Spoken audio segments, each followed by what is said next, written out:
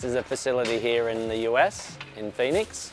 It's around the same size facility as we have in Australia, around 10,000 square metres. This is our sample area, and Jeremy, our sales manager here. Let's go, let's go. So this is a brand new facility too. We've got 2 machines here, 2 sublimation machines. Here in the US, by the end of the year, we'll have a vertical paint line here like we do in Australia. So we'll have the full setup.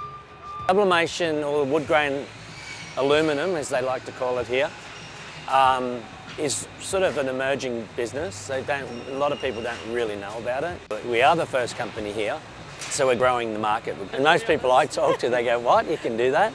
Yeah, it's a great facility. This is air conditioned. Best machine that we've got. It allows you to do a cladding board every 30 seconds. Yeah, so it does it really quick. See how it transfers the image out and then into the powder? It's pretty special, hey?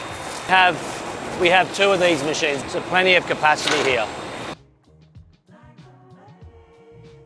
That's it. Nailed it.